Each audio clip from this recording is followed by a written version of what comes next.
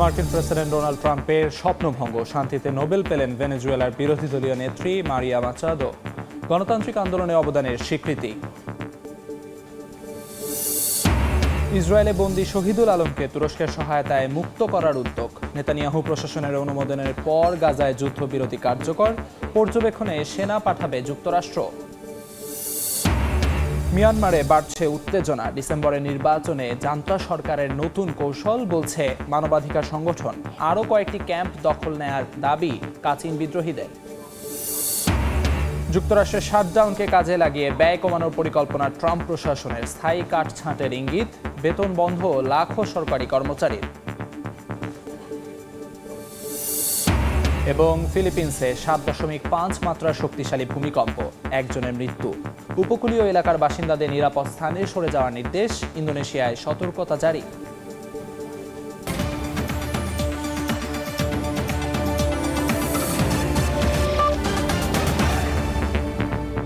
আন্তর্জাতিক সময়ের সঙ্গে আছি আমি আমিরুল ইসলাম আলিফ। মার্কিন প্রেসিডেন্ট ডোনাল্ড ট্রাম্পের স্বপ্ন ভঙ্গ করে এবছর শান্তিতে নোবেল পুরস্কার পেলেন ভেনেজুয়েলার রাজনীতিবিদ ও মানবাধিকার কর্মী মারিয়া করিনা মাচাদো। গণতান্ত্রিক আন্দোলনে অবদানের স্বীকৃতি হিসেবে তাকে এ মর্যাদাপূর্ণ পুরস্কার দেওয়া হয়। শান্তিতে নোবেল পুরস্কার নিয়ে সবারই আলাদা আগ্রহ। কে পাচ্ছেন, কেন পাচ্ছেন তা নিয়ে চলে নানা অনুমান, বিশ্লেষণ আর প্রত্যাশা। অবশেষে সব জল্পনা কল্পনার শেষে মর্যাদাপূর্ণ এ পুরস্কার পেলেন ভেনেজুয়েলার রাজনীতিবিদ ও মানবাধিকার কর্মী মারিয়া করিনা মাচাদো।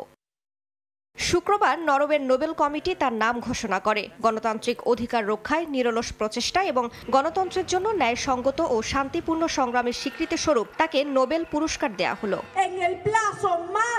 চলতি বছর নোবেল শান্তি পুরস্কারের জন্য 338 ব্যক্তি ও সংস্থাকে মনোনয়ন দেওয়া হয়। সবচেয়ে বেশি আলোচনায় ছিলেন মার্কিন প্রেসিডেন্ট ডোনাল্ড ট্রাম্প। তাকে পেছনে ফেলে শান্তিতে নোবেল পেলেন ভেনেজুয়েলার বিরোধী দলের নেত্রী মারিয়া। মাচাদোর নেতৃত্ব ও প্রতিশ্রুতিশীল পদক্ষেপ দেশটির জনগণের জন্য একটি বড় উদাহরণ। দীর্ঘদিন ধরে ভেনেজুয়েলায় চলমান রাজনৈতিক সংকট ও গণতান্ত্রিক সমস্যার প্রেক্ষাপটে তার এই স্বীকৃতিকে গুরুত্বের সঙ্গে দেখা হচ্ছে। শান্তিতে নোবেল পুরস্কার বিশ্বের সবচেয়ে মর্যাদাপূর্ণ স্বীকৃতিগুলোর একটি। প্রথমবার এই পুরস্কার দেয়া হয় 1901 সালে। 2024 সালে পুরস্কার পেয়েছিল জাপানে পারমাণবিক বোমা হামলায় বেঁচে যাওয়া ব্যক্তিদের সংগঠন নিহন হিদানকিও। রাইসা জান্নাত, সময় সংবাদ। ইসরায়েলি কারাগারে আটক আলোকচিত্রী শহীদুল আলমকে তুরস্কের সহায়তায় মুক্ত করার চেষ্টা চলছে। আঙ্কারায় নিযুক্ত বাংলাদেশের রাষ্ট্রদূত আমানুল হকের বরাতে শুক্রবার সকালে প্রধান উপদেষ্টার ভেরিফাইড ফেসবুক পেজে দেয়া এক পোস্টে তথ্য জানানো হয়। পোস্টে বলা হয়, তুরস্কের কর্তৃপক্ষ আশা প্রকাশ করছে আজই তাকে বিশেষ বিমানে আঙ্কারায় নেওয়ার সম্ভাবনা রয়েছে, যদিও এ ব্যাপারে তুর্কি কর্তৃপক্ষ শতভাগ নিশ্চয়তা দিতে পারেননি। শহীদুল আলম আটক হওয়ার পর জর্ডান, মিশর ও তুরস্কের বাংলাদেশ দূতাবাসকে ওইসব দেশের পররাষ্ট্র দপ্তরের সঙ্গে যোগাযোগ করে শহীদুল আলমকে মুক্ত করার দ্রুত উদ্যোগ নিতে বলা হয়।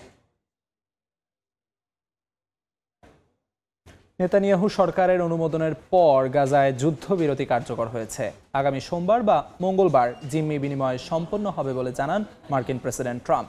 যুদ্ধবিরতি পর্যবেক্ষণে উপত্যকাটিতে 200 মার্কিন সেনা মোতায়েন করবে ওয়াশিংটন। এদিকে গাজায় শুক্রবারও বিমান হামলা চালিয়েছে দখলদাররা। ইসরায়েলি হামলায় একদিনে নিহত হয়েছেন অন্তত 27 ফিলিস্তিনি।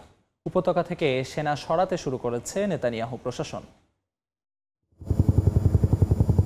যুদ্ধবিরতি চুক্তি অনুমোদনের পরও গাজায় ঝরছে নিরীহ ফিলিস্তিনিদের রক্ত।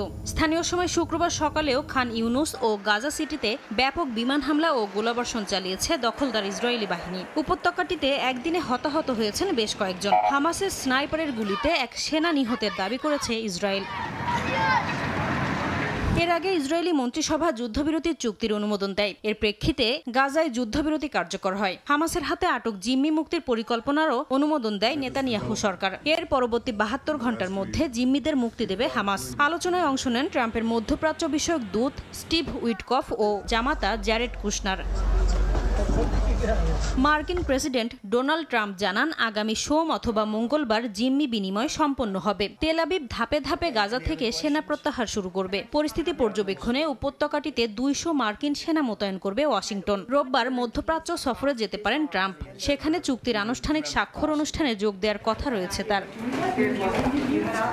এদিকে মধ্যস্থতাকারী দেশগুলোর কাছ থেকে যুদ্ধের স্থায়ী অবসানের নিশ্চয়তা পাওয়ার দাবি করেছেন হামাসের নির্বাসিত নেতা খালিল আল হাইয়া। আর ট্রাম্পের পরিকল্পনা বাস্তবায়নে যে কোনো চ্যালেঞ্জ মোকাবিলায় যুক্তরাষ্ট্র, তুরস্ক, কাতার ও মিশরের সমন্বয়ে একটি যৌথ টাস্ক ফোর্স গঠন করা হয়েছে বলে জানিয়েছে তুর্কি পররাষ্ট্রমন্ত্রী হাকান ফিদান।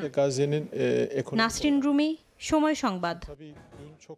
পাল্টাপাল্টি আক্রমণ চালিয়েছে রাশিয়া ও ইউক্রেন। ডোনেস্ক অঞ্চলে রুশ পাইপলাইনে ইউক্রেনের হামলায় চারদিকে বিষাক্ত গ্যাস ছড়িয়ে পড়েছে। অন্যদিকে কিয়েভের পেট্রোস্কি অঞ্চলে হামলা চালায় রাশিয়া। এ ঘটনায় এক শিশু নিহত হয়েছে, আহত হন 9 জন। একই দিন ইউক্রেনের দক্ষিণ পূর্বাঞ্চলীয় জাপোরিজিয়ায় ড্রোন হামলায় 3 জন আহত হয়েছেন। স্থানীয় সময় বৃহস্পতিবার রাশিয়ার ডোনেৎস্ক অঞ্চলে গ্যাস পাইপলাইনে হামলা চালায় ইউক্রেনীয় সেনারা। এ কারণে চারিদিকে বিষাক্ত গ্যাস ছড়িয়ে যায় বলে দাবি রাশিয়ার। সৈন্যদের অগ্রযাত্রা ঠেকাতে এই বিস্ফোরণ ঘটানো হয়েছে বলেও দাবি দেশটির। সোভিয়েত আমলে নির্মিত তলিয়াত্তি ওদেসা অ্যামোনিয়া পাইপলাইনটি আগে রাশিয়া থেকে ইউক্রেনে তরল গ্যাস পরিবহনে ব্যবহৃত হতো। বিস্ফোরণের পর পাইপলাইনের ক্ষতিগ্রস্ত অংশ দিয়ে অবশিষ্ট অ্যামোনিয়া গ্যাস বাইরে ছড়িয়ে পড়লেও এই ঘটনায় কোনো হতাহতের খবর পাওয়া যায়নি। এদিকে স্থানীয় সময় শুক্রবার ইউক্রেনের রাজধানী কিয়েভের পেচেরস্কি অঞ্চলে হামলা চালায় রাশিয়া। এতে একটি উচ্চ বহুতল আবাসিক ভবনে আগুন লাগে। এই ঘটনায় বেশ কয়েকজন আহত হয় বলে নিশ্চিত করেন শহরের মেয়র ভিতালি ক্লিচকো। হামলার কারণে দিনিপ্রো নদীর পূর্ব তীরের বিভিন্ন এলাকায় বিদ্যুৎ এবং পানির সরবরাহ ব্যাহত হয়। রুশ ক্ষেপণাস্ত্রের আঘাতে দেশটির গুরুত্বপূর্ণ জ্বালানি স্থাপনা ক্ষতিগ্রস্ত হয়েছে বলে জানান ইউক্রেনের জ্বালানি মন্ত্রী। ক্ষতি নিয়ন্ত্রণে সব প্রয়োজনীয় পদক্ষেপ নেওয়া হচ্ছে বলে জানান তিনি। একই দিন ইউক্রেনের দক্ষিণ পূর্বাঞ্চলীয় ঝাপোরিঝিয়ায়ও ড্রোন হামলা চালায় রাশিয়া। এই ঘটনায় আহত হন কয়েকজন। স্থানীয় গভর্নরের বরাত দিয়ে জানানো হয়, কয়েকটি আবাসিক এলাকায় আগুন ধরে যায়। পরিস্থিতি নিয়ন্ত্রণে আনতে জরুরি তৎপরতা চালানো হয়। অর্চিতা শেহজিন, সময় সংবাদ। ডিসেম্বরে নির্বাচনের আগে উত্তপ্ত মিয়ানমার। আসন্ন নির্বাচনকে জনগণের বিরুদ্ধে জান্তার যুদ্ধের নতুন কৌশল বলে অভিযোগ করেছে মানবাধিকার সংগঠন হিউম্যান রাইটস মিয়ানমার। এরই মধ্যে বামো ও ওয়েঙ্গমাও অঞ্চলের কয়েকটি ক্যাম্প দখল করেছে কাচিনের বিদ্রোহী গোষ্ঠী। এমনকি জান্তা ও বিদ্রোহীরা স্থানীয়দের ধরে নিয়ে যুদ্ধে নিয়ে যাচ্ছে বলেও অভিযোগ উঠেছে। যুদ্ধ, নিপীড়ন আর ভোটের সাজসজ্জার মাঝেই অনিশ্চিত হয়ে পড়েছে মিয়ানমারের ভবিষ্যৎ। এর মধ্যেই কাচিন রাজ্যে সেনাদের সঙ্গে প্রবল সংঘর্ষ চলছে। বৃহস্পতিবার বামো ও ওয়েঙ্গমাও অঞ্চলের কয়েকটি ক্যাম্প দখল করেছে কাচিনের বিদ্রোহী গোষ্ঠী। তবে স্থানীয়দের অভিযোগ, জান্তা সেনা এবং বিদ্রোহী গোষ্ঠী কেআইএ যুদ্ধের জন্য জোর করে ধরে নিয়ে যাচ্ছে অনেককে।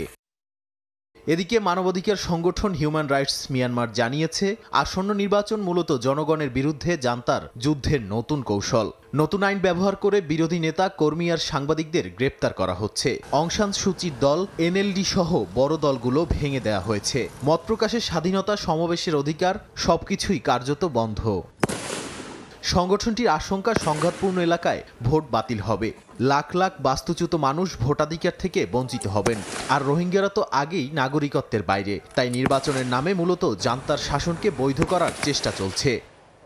চলমান অস্থিরতার মধ্যেই বৃহস্পতিবার নেইপিদো সফরে গেলেন মালয়েশিয়ার পররাষ্ট্রমন্ত্রী মোহাম্মদ হাসান। আসিয়ানের চেয়ার হিসেবে তিনি জান্তার সঙ্গে আলোচনায় বসবেন বলে জানা গেছে।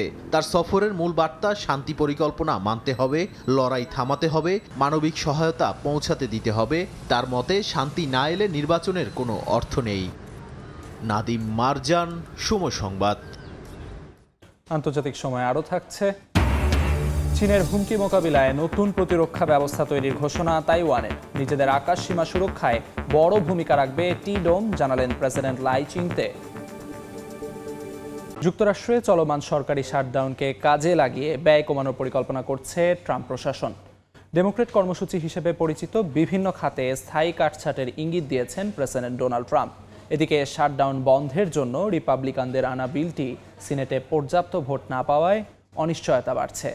চলমান অচল অবস্থায় লাখো সরকারি কর্মচারী বেতনহীন অবস্থায় দিন কাটাচ্ছেন। থমকে আছে সরকারি সেবা। অক্টোবরের শুরু থেকেই নতুন ব্যয় বিধান পাশ না হওয়ায় যুক্তরাষ্ট্রে চলছে সরকারি শাটডাউন। প্রায় 1/3 ফেডারেল কর্মচারী এখন বেতন ছাড়া ছুটিতে। এতে জনসেবা ব্যাহত হচ্ছে। চলমান সংকটের মধ্যেই প্রেসিডেন্ট ট্রাম্প জানিয়েছেন, এই শাটডাউন ব্যবহার করে তিনি স্থায়ী ব্যয় কমাবেন ও নিজের রাজনৈতিক অগ্রাধিকার পুনর্গঠন করবেন। এছাড়া ডেমোক্রেট কর্মসূচি হিসেবে পরিচিত বিভিন্ন খাতে স্থায়ী কাটছাটের ইঙ্গিতও দিয়েছেন তিনি। এদিকে সিনেটে রিপাবলিকানদের আনা সরকারি শাটডাউন বন্ধের বিলও পাশের জন্য প্রয়োজনীয় সমর্থন পায়নি। ডেমোক্রেটরা বলছেন ট্রাম্প ইচ্ছাকৃতভাবে বাজেটের রাজনৈতিক সুবিধা নিতে এই অচলাবস্থা দীর্ঘায়িত করছেন। রয়টার্সের এক জরিপে দেখা গেছে বেশিরভাগ মার্কিনই শাটডাউনের জন্য প্রেসিডেন্ট ও দুই দলকেই দায়ী করছেন। জরিপে ৬৭% রিপাবলিকান, ৬৩% ডেমোক্রেট এবং সমান হারে ৬৩% ট্রাম্পকে দায়ী করেছেন। বিশ্লেষকদের মতে এই সংকট ট্রাম্পের জন্য একদিকে ঝুঁকি, অন্যদিকে সুযোগ। একদিকে তার প্রশাসনের উপর সমালোচনা বাড়ছে, অন্যদিকে সরকারি ব্যয় কমানো ও নিজের সমর্থন ঘেঁষা নীতি এগিয়ে নেওয়ার পথও খুলছে। ইয়াসিন মোহাম্মদ জিসান, সময় সংবাদ। ফিলিপিন্সের দক্ষিণাঞ্চলে ৭.৫ মাত্রার শক্তিশালী ভূমিকম্প আঘাত হেনেছে। এ ঘটনায় এখন পর্যন্ত একজনের মৃত্যুর খবর পাওয়া গেছে। সুনামির আশঙ্কা কেটে গেছে বলে জানিয়েছে কর্তৃপক্ষ। এদিকে ইন্দোনেশিয়ার উত্তরাঞ্চলেও জারি করা হয়েছে সতর্কতা। স্থানীয় সময় শুক্রবার সকালে ফিলিপিন্সের দক্ষিণাঞ্চলের দাভাও শহরে আঘাত হানে শক্তিশালী ভূমিকম্প। আতঙ্কে ছোটাছুটি করে মানুষ, অনেকে নিরাপদ আশ্রয়ে চলে যায়। দাভাও অঞ্চলের স্কুল কলেজগুলো সাময়িক বন্ধ ঘোষণা করা হয়। স্থানীয় গণমাধ্যম অনুযায়ী ভূমিকম্পের মাত্রা প্রথমে ৭.৬ পরিমাপ করা হলেও পরবর্তীতে তা ৭.৫ বলে জানায় ফিলিপিন্সের আগ্নেয়গিরি ও ভূকম্পন সংস্থা ফিভলক্স। এর কেন্দ্রস্থল উপকূল থেকে প্রায় ২০ কিলোমিটার গভীরে। পরবর্তীতে সুনামি সতর্কতা জারি করা হলেও সে শঙ্কা কেটে যায়। দাভাও শহরের পাশাপাশি মিন্দানাও অঞ্চলের বেশ কয়েকটি শহরে কম্পন অনুভূত হয়। স্থানীয় গভর্নর এডউইন জুবাহিভ জানান, কম্পন অত্যন্ত প্রবল হওয়ার কারণে বেশ কিছু ভবন ক্ষতিগ্রস্ত হয়। এই ঘটনায় হতাহতের খবর পাওয়া গেছে। এদিকে ফিলিপিন্সের প্রেসিডেন্ট ফার্ডিনান্ড মার্কোস জানিয়েছেন, উদ্ধার ও ত্রাণ কার্যক্রমের প্রস্তুতি শুরু করা হয়েছে। উপকূলীয় এলাকাগুলো থেকে বাসিন্দাদের নিরাপদে সরিয়ে নিতে সেনা, উপকূলরক্ষী ও জরুরি সেবা সংস্থাকে নির্দেশ দিয়েছেন তিনি। মার্কোস আরও বলেন, সবার কাছে সহায়তা পৌঁছানোর লক্ষ্যে সরকার নিরবচ্ছিন্নভাবে কাজ করে যাচ্ছে। এর আগে চলতি মাসের শুরুতে দেশটিতে আঘাত হানে ৬.৯ মাত্রার ভূমিকম্প। এতে অন্তত ৬৯ জনের মৃত্যু হয়। এদিকে প্রতিবেশী ইন্দোনেশিয়ার উত্তরাঞ্চলে সুলাওয়েসি ও পাপুয়া অঞ্চলেও সতর্কতা জারি করা হয়েছে। সকলকে নিরাপদে থাকার পরামর্শ দিয়েছে দেশটির আবহাওয়া ও ভূতত্ত্ব সংস্থা। পাশাপাশি নাগরিকদের শান্ত থাকার আহ্বান জানানো হয়েছে। অর্জিতা শাহজিন, সময় সংবাদ। ঘিরে নতুন সামরিক কার্যক্রম শুরু করেছে চীন। সম্প্রতি দ্বীপটির প্রতিরক্ষা মন্ত্রণালয় সতর্ক করে জানায়, আকস্মিক আক্রমণ চালাতে পারে বেইজিং। এছাড়া তাইপে ঘিরে কোস্টগার্ড টহল, আন্ডারসি কেবল কেটে দেয়া, এমনকি বেলুন উড়িয়ে দ্বীপটিকে বেইজিং চাপের মধ্যে রাখতে চাচ্ছে বলেও জানায় তারা। পাশাপাশি তাইওয়ানকে দুর্বল করতে চীন ব্যবহার করছে হাইব্রিড যুদ্ধ, ভুয়া খবর ছড়ানো, সাইবার আক্রমণ, ডিপ ফেক ভিডিও আর কৃত্রিম বুদ্ধিমত্তা দিয়ে বিভেদ তৈরি করছে সমাজে। এতে জনগণের আস্থা ও প্রতিরক্ষা খাতে সমর্থন ভাঙতে চায় চীন।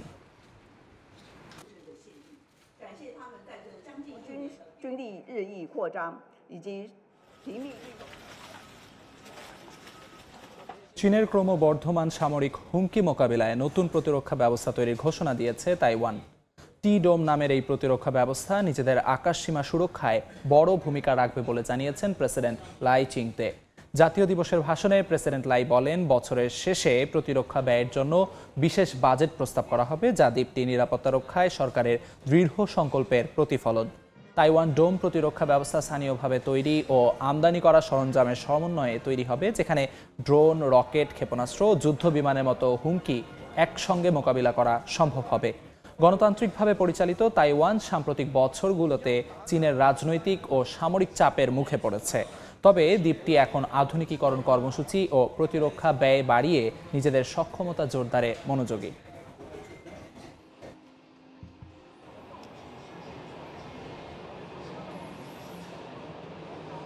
মার্কিন নৌবাহিনীর ২৫০ বছর পূর্তি উপলক্ষে ডেলাওয়ার নদীর তীরে আয়োজন করা হয়েছে বর্ণাঢ্য নৌ প্যারেড ও স্মরণানুষ্ঠান। ফিলাডেলফিয়া অঙ্গরাজ্যে আকাশে উড়েছে যুদ্ধবিমান, নদীপথে শোভাযাত্রা করেছে যুদ্ধ জাহাজ। পুরো সপ্তাহ জুড়ে চলবে জাহাজ পরিদর্শন, নৌবাহিনীর নানা পরিবেশনা ও বিশেষ অনুষ্ঠান। ১৯৭৫ সালে কন্টিনেন্টাল কংগ্রেসের সিদ্ধান্তে জন্ম নেয় মার্কিন নৌবাহিনী। দেশের প্রাথমিক উপনিবেশগুলো রক্ষার সেই অভিযাত্রা এখন ২ শতাব্দী পেরিয়ে ইতিহাসে জায়গা করে নিয়েছে। বুধবার ডেলাওয়ার নদীর তীরে সেই গৌরবময় যাত্রার ২৫০ বছর পূর্তি উদযাপন করে যুক্তরাষ্ট্র। ফিলাডেলফিয়ার নদীপথে নৌবাহিনীর যুদ্ধজাহাজ ইউএসএস কুপারস্টোন, ইউএসএস ল্যাসন, ইউএসএস বিলিংস ও ইউএসএস আর্লিংটন শোভাযাত্রার অংশ হিসেবে শহরের পাশ দিয়ে যাত্রা করে। জাহাজের ডেকে সারিবদ্ধ নাবিকরা শ্রদ্ধা জানান, আর আকাশে উড়ে যায় যুদ্ধবিমান। নদীপথের নিরাপত্তায় ছিল কোস্টগার্ড ও টাগবোটের কড়াকড়ি। এ আয়োজনে যুক্তরাষ্ট্র স্মরণ করেন নৌবাহিনীর অতীত ও বর্তমানের হাজারো সৈনিককে, যারা দেশের প্রতিরক্ষা ও সামুদ্রিক নিরাপত্তায় অবদান রেখেছেন। পুরো সপ্তাহ জুড়ে ফিলাডেলফিয়ায় চলবে উন্মুক্ত জাহাজ পরিদর্শন, নৌবাহিনীর নানা পরিবেশনা ও বিশেষ স্মরণানুষ্ঠান। নৌবাহিনীর অতীতের গৌরব ও ভবিষ্যতের প্রতিশ্রুতির এই মেলবন্ধন উদযাপন করছে মার্কিন জনগণ। ইয়াসিন মোহাম্মদ জিসান, সময় সংবাদ। আন্তর্জাতিক সময় আরও থাকছে। সরকার বিরোধী আন্দোলনে ফের উত্তাল মাদাগাস্কার। প্রেসিডেন্টের পদত্যাগ দাবিতে রাজপথে বিক্ষোভ, কাঁদানে গ্যাস, রাবার বুলেট ছোড়ে পুলিশ। ভারতের উত্তরপ্রদেশে বিস্ফোরণে একটি বাড়ি ধসে পড়ে 5 জন নিহত হয়েছেন। এ ঘটনায় আহত হয়েছেন কয়েকজন। ধ্বংসস্তূপের নিচে এখনও বেশ কয়েকজনের আটকে থাকার আশঙ্কা রয়েছে। অযোধ্যার পুরা কালন্দর থানা এলাকায় বিস্ফোরণের পর মুহূর্তেই ভেঙে পড়ে বাড়িটি। স্থানীয় পুলিশ কর্মকর্তা জানান, এ ঘটনার উদ্ধার অভিযান অব্যাহত রয়েছে। বিস্ফোরণের কারণ এখনও স্পষ্ট নয় বলে জানান তিনি। আশপাশের বাড়িগুলো নিরাপত্তার কারণে খালি করা হয়েছে।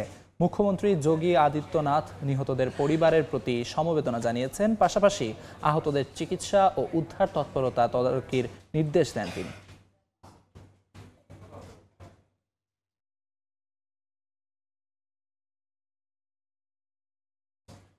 আফগানিস্তানের রাজধানী কাবুলে একাধিক বিস্ফোরণ ও গোলাগুলির শব্দে আতঙ্ক ছড়িয়েছে। স্থানীয় সময় বৃহস্পতিবার রাতে শুরু হওয়া এই ঘটনাকে ঘিরে স্থানীয়দের মধ্যে উদ্বেগ দেখা দেয়। প্রত্যক্ষদর্শীরা জানান, অন্তত 2 দফা বিস্ফোরণ শোনা যায়। এরপর বিমান উড্ডয়নের শব্দও আসে। সামাজিক মাধ্যমে কিছু ব্যবহারকারী দাবি করেছেন পাকিস্তানের যুদ্ধবিমান এ হামলা চালিয়েছে। তবে সরকারি সূত্রে তা নিশ্চিত করা হয়নি। যদিও তালেবান সরকার জানায়, উদ্বিগ্ন হওয়ার কিছু নেই। ঘটনাটি তদন্তাধীন রয়েছে এবং এখনও ক্ষয়ক্ষতির কোনো তথ্য পাওয়া যায়নি। ভারী বৃষ্টিতে সৃষ্ট বন্যায় বিপর্যস্ত বিশ্বের বিভিন্ন দেশ। চীনে টাইফুন মাতমো আঘাতের পর সৃষ্ট বন্যায় পানিতে ভেসে গেছে দেশটির গুয়াংজি অঞ্চল। ঘটেছে ভূমিধসের ঘটনাও।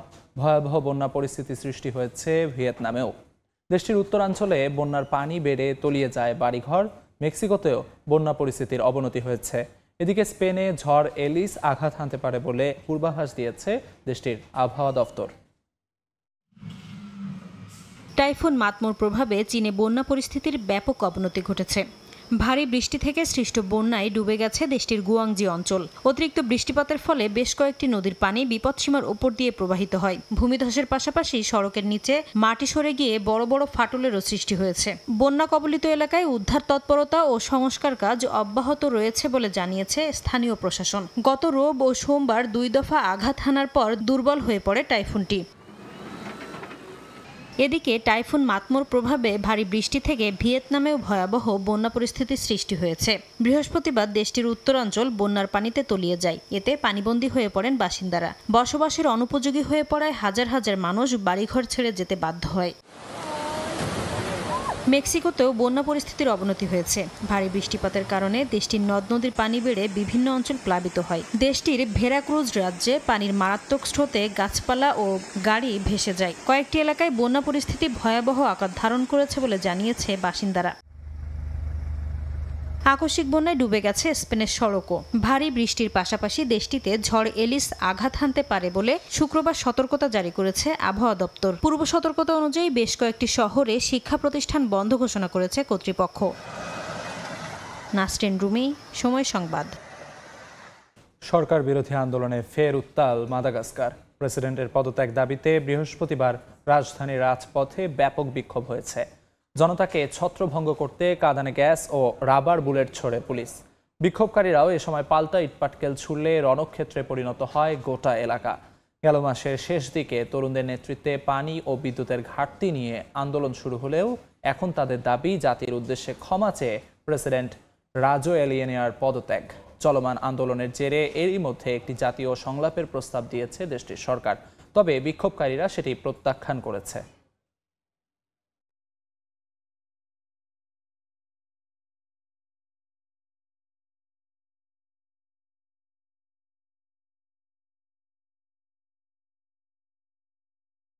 আন্তর্জাতিক সময় একটিমাত্র নিউক্লিয়ার ব্যাটারির এক চার্জেই মুঠোফোন চলবে ৮০ বছর।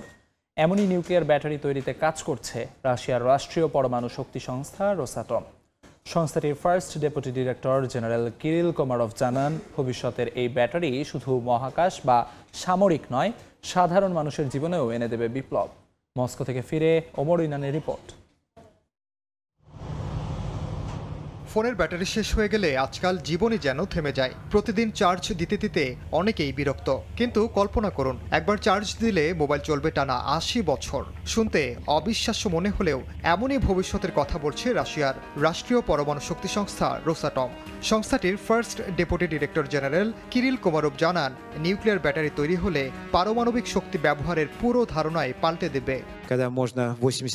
আমরা আত্মবিশ্বাসী, এই উদ্ভাবন বৃথা যাবে না। একসময় এগুলোর বাস্তব প্রয়োগ আমরা দেখব। মানবজাতি এমন এক নিউক্লিয়ার ব্যাটারির স্বপ্ন দেখে যা ৮০ বছর ধরে মোবাইল ফোন চালাতে পারবে, একবারও চার্জ না দিয়েই। হয়তো কেউ এত বছর একই ফোন রাখতে চাইবে না, কিন্তু তাত্ত্বিকভাবে এটা সম্ভব। এই নিউক্লিয়ার ব্যাটারি মূলত রেডিও অ্যাক্টিভ আইসোটোপ থেকে উৎপন্ন তাপ বা বিকিরণকে বিদ্যুতে রূপান্তর করবে। এতে কোনো চার্জারের প্রয়োজন নেই বিদ্যুৎ বিভ্রাটের ভয়। শুধু মোবাইল নয়, মহাকাশ মিশন, আর্কটিক অঞ্চল বা দূরবর্তী সেন্সরেও ব্যবহার করা যাবে এই প্রযুক্তি।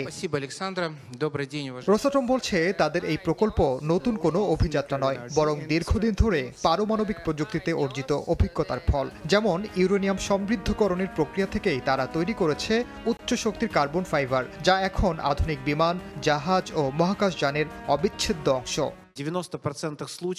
নতুন মানেই সবসময় অজানা নয়। অনেক সময় পুরনো প্রযুক্তিরই নতুন ব্যবহার আমরা খুঁজে পাই। রোসাটমে আমরা সেটাই করি, প্রমাণিত সমাধানগুলোকে নতুন আঙ্গিকে কাজে লাগাই। কোমারভ আরও জানান, গভীর মহাকাশ অনুসন্ধানে নিউক্লিয়ার শক্তি একমাত্র সমাধান। একটি ছোট ইউরেনিয়াম পেলেট 400 কেজি কয়লার সমান শক্তি দেয়, যা মহাকাশ যান চালাতে অপরিহার্য। জানান, রাশিয়া এরই মধ্যে চাঁদে পারমাণবিক শক্তিচালিত ইনস্টলেশন ও গভীর মহাকাশ যানের জন্য প্রপালশন সিস্টেম তৈরির জাতীয় প্রকল্প হাতে নিয়েছে।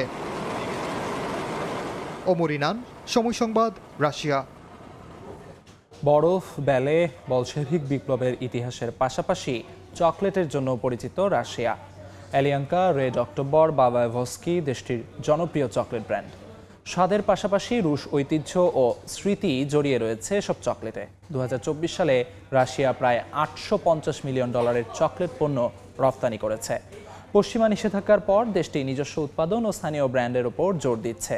চীন, পারস্য উপসাগর ও দক্ষিণ পূর্ব এশিয়াকে রুশ চকলেটের জন্য সম্ভাবনাময় বাজার হিসেবে দেখছেন সংশ্লিষ্টরা। রাশিয়ার মস্কো ঘুরে এসে জানাচ্ছেন রাইসা জান্নাত।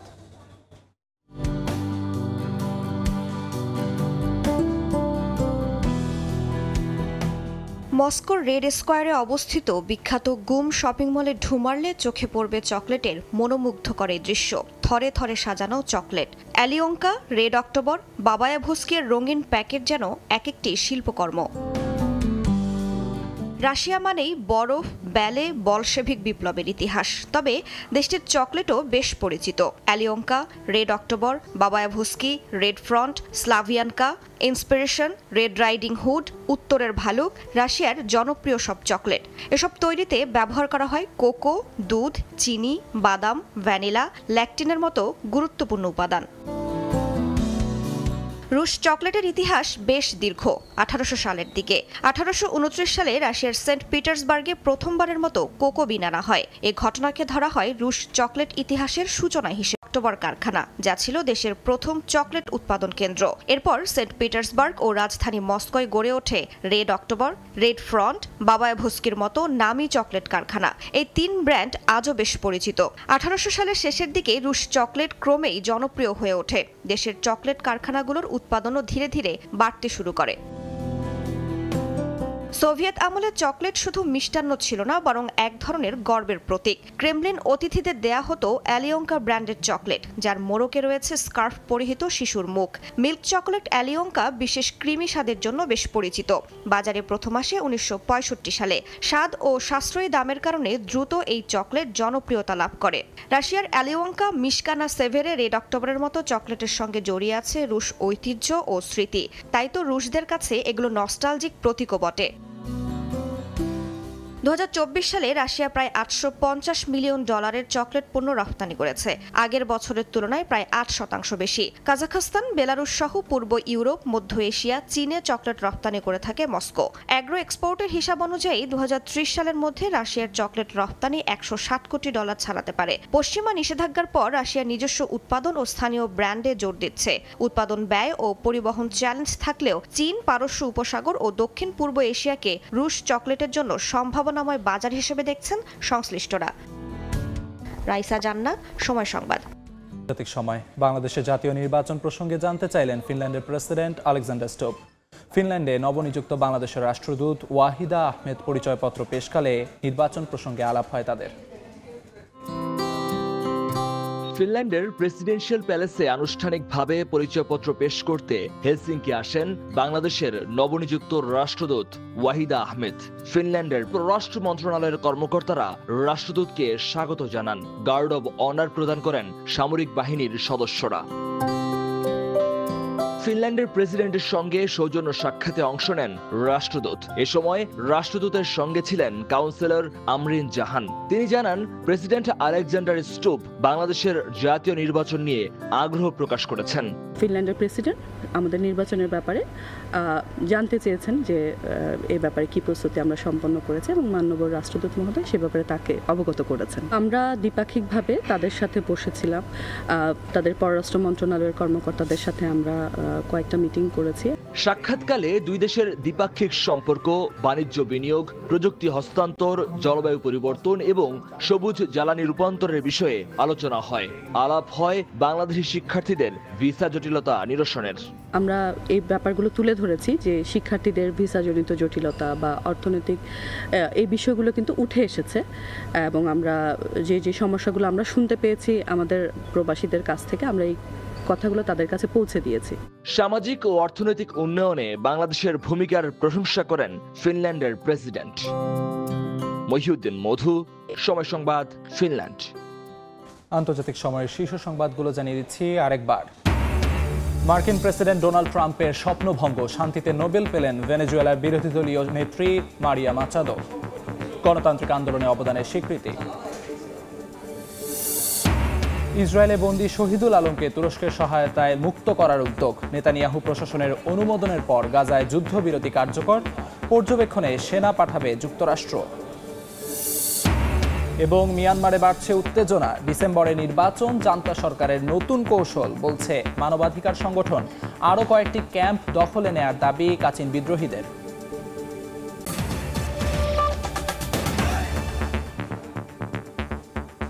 এই ছিল আন্তর্জাতিক সময়। এরপর সময় সংবাদ নিয়ে যুক্ত হবেন গোলাম রাব্বি। আলিফ, আপনাকে ধন্যবাদ।